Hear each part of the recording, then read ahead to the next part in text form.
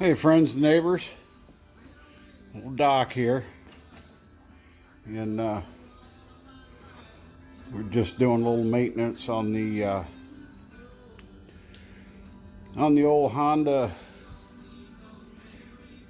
TRX Foreman Rubicon,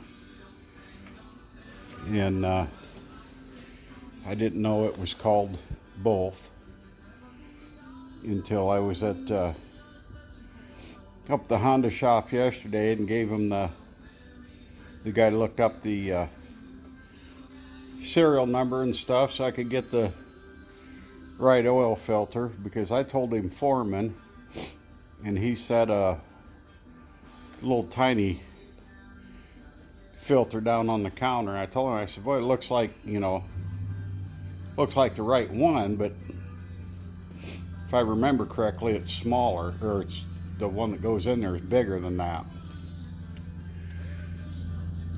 So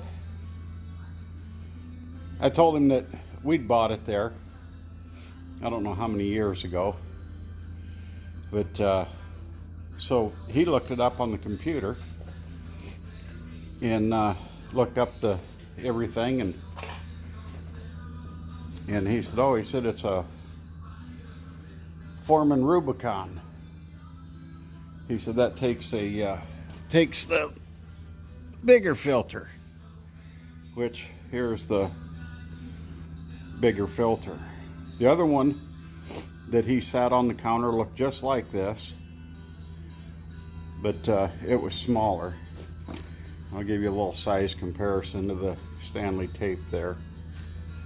So anyway, now we know again. In the oil, actually, it wasn't that dirty. This has been kicked around here on the floor and crap, but in the bottom of the cup that is underneath that, it's got little styrations or whatever in the bottom of the cup, and then the filter sits above that. And there wasn't enough sediment in the bottom of that cup to it wouldn't have covered the bottom of this oil bottle cap. So the change oil thing comes on the dash, and from what I gather, it comes on like 500 or 550 miles, which takes a long time for us to put 500 or 550 miles on this thing. We used to spray the pasture with it. We pulled a pretty good sized sprayer, and we move a little bit of snow with it. I'll get to that in a minute. But it doesn't get used a bunch.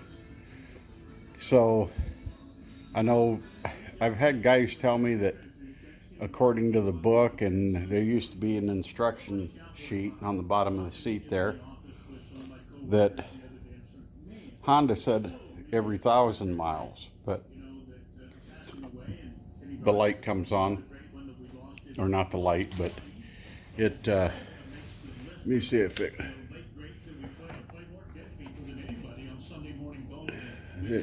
change oil.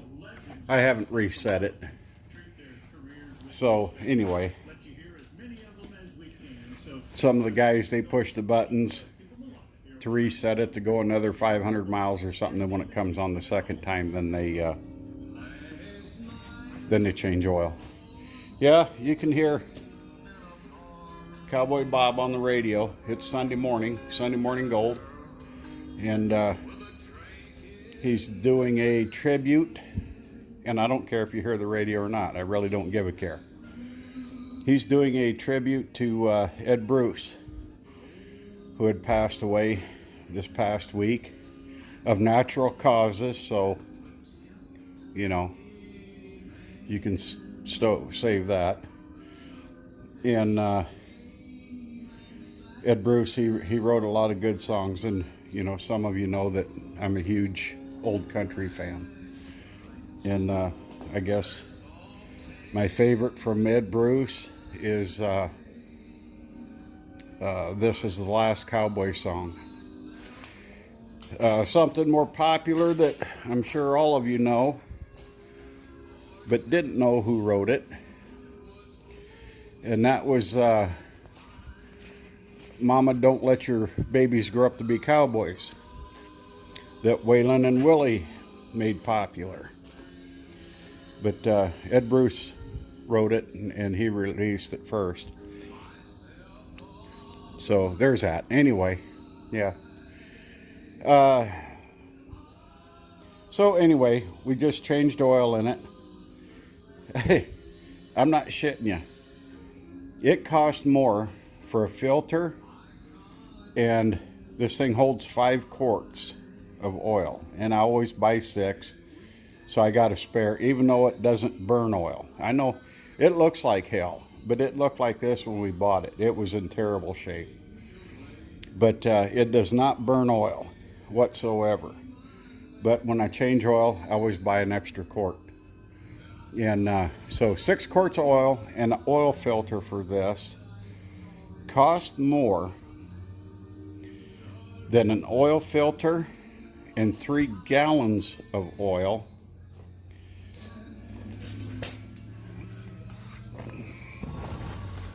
for old Milo there. That's 7.3. That is no shit. It's about $10, costs $10 more for 6 quarts of oil and that one little oil filter for this. So, yeah. And the guy wasn't even wearing a mask. He should have been, but he was smiling, so he knew who was on the receiving end. But what, you know, I know some people, they just go to the auto parts store and buy whatever oil and shit, dump in it. But everyone tells me that is not good for the clutches. This has manual shift or automatic electric shift.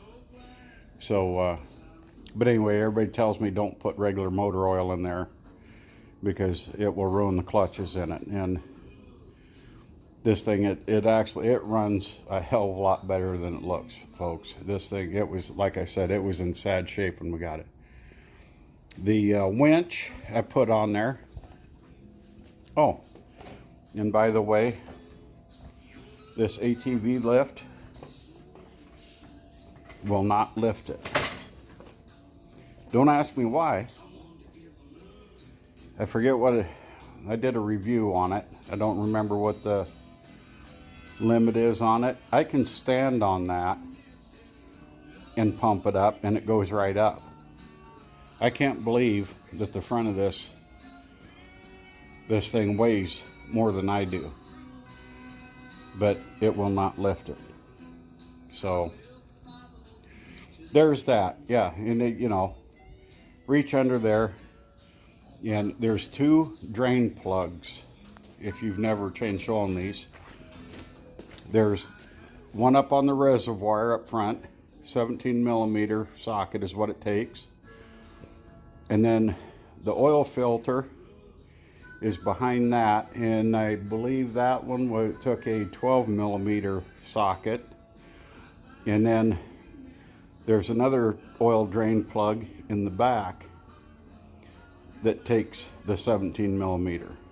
So yeah, if you're not pulling all 3 of them, you're not getting all the, and the reservoir in the front holds the most oil. If you just take the 17 millimeter plug out in the back, you're only going to get maybe about a quart out of it, and that's it. You pull the 17 millimeter one in the reservoir on the front of the engine, you're good. That's where the main portion of your oil is. So yeah, and I've watched a lot of videos guys don't pull that front plug. And then when they go to dump, well, they said that this is supposed to hold, you know, 5 quarts. Well, when they start pouring oil in there and it overflows, they can't figure out why they didn't pull that front plug. Anyway, the winch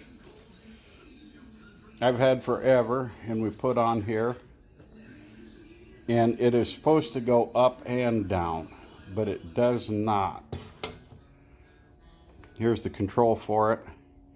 It will wind up, but you push the down button, and I've had this motor off, and there's little things here in the clear in the back that bind up when you go the other direction. I bought this at Tractor Supply many years ago. So when you want to go down with it, you just turn the lock here on the end, and then it free spools and falls. You see the spring on the bottom of the hook, and that is for a snow blade that I had on a Sears garden tractor years ago, and I wish I still had it. The motor shit out, and I threw it on the trailer and took it to the scrap yard, and I wish I'd have kept it and just put a different motor on it, because I have a snow blower behind the old shed there, and that thing would blow the snow 20 feet or better. I mean, it would really blow the snow. So anyway, I converted the blade, which didn't take a whole lot. I welded these 2 pieces of gas pipe and have bolts in there, and that's what the blade mounts on, and then we hook the spring on it, and because otherwise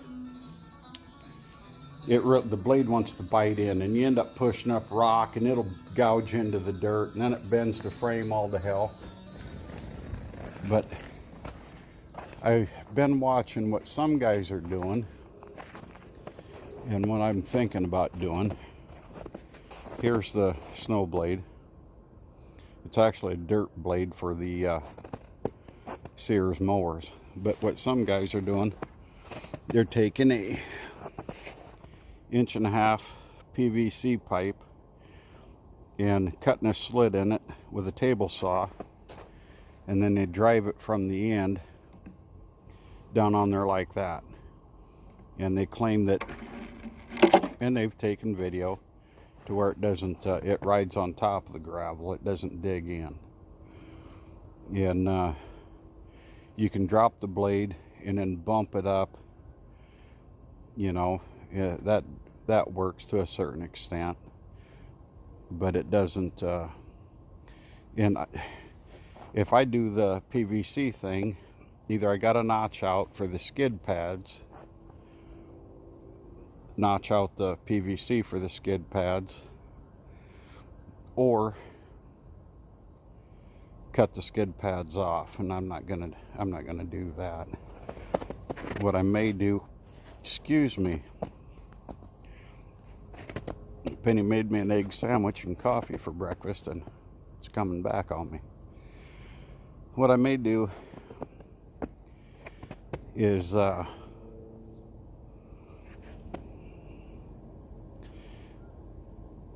notch that out, notch that PVC out, or heat these skid pads up and bend them down a little bit.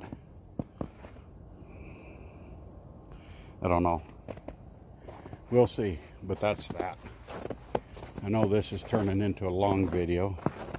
I'll take you back here and show you the snowblower. And I noticed a lot of people are also taking these old snowblowers and mounting engines on them and making front mounts, extending the front mount between the four-wheeler and the snowblower, and mounting an engine on top of the snowblower head, and trying to find the best way around here for you. Well, I'll have to show it to you. I'm just going to reach around the corner maybe.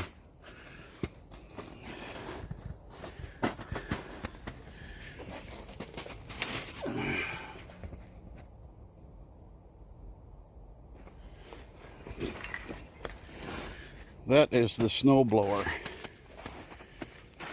that went on that Sears. And but anyway, they're mounting horizontal shaft engines, 8 horse and bigger on those, and using those on the front of 4-wheelers. But I don't think I'm going to go to all that work. I do have a motor or an engine, whatever you want to call it, but I don't think I'm going to go to all that. I got the 4-wheeler, I got the M, I got the 3-point blade on the M. I should have showed you this while I was back there, and then I'm about to cut this off because this is getting long. And then if we get a lot of snow, the town here, if we get a lot of snow, you might not see a snowplow come down on our side of town for weeks, if they even bother. So, I mean, getting around the courthouse so they can bring in that money, that's their main objective. But a buddy of mine gave me this snowplow, an old pickup snowplow, and I made a 3-point deal and put it on the back of the M. And with this on the back of the M, I don't even need chains. It's plenty of weight.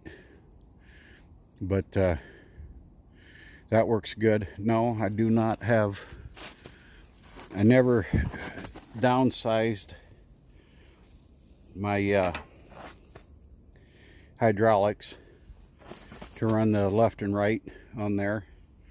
All I do is I run a chain from one corner and tie them off over here, and if I want it, you know, at whatever angle I want. And it doesn't take but a half a minute to jump off the tractor and change the angle if I need to. But yeah, I've used that more than once to clear the roads on our end of town, because like I said, the city, they're not concerned about, they're concerned about that fucking tax money. Excuse the F word. They want that, but when it comes to any kind of maintenance, forget it. So that's where I'm going to leave you, folks.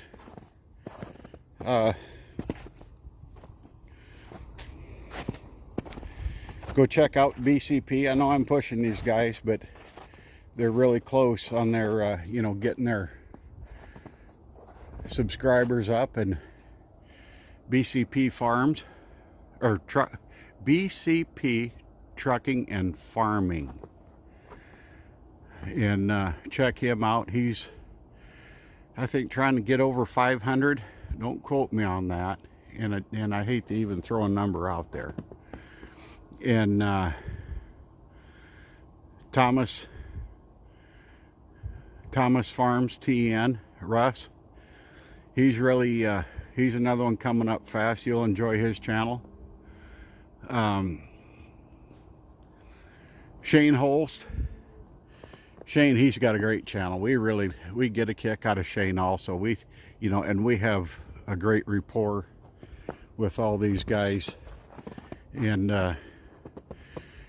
kid back and forth, Ed Goslin, and we joke back and forth with him and others. Check these guys out. Go down and look through my subscription list and check them out. Get their numbers up there, yeah, because they really deserve it. They're good guys. They got great channels, and they know what they're doing. They know more about this YouTube business than I do, that's for sure. So anyway, I'm going to leave everyone with that. I'm not going to dick around too much. I got a few more Christmas decorations or lights outside here to take down. And I'm going to get that done and call it a day. This video over 20 minutes. I'm done. We're going to cut her off. Have a great day, friends and neighbors. Take care of each other. And take care of yourselves.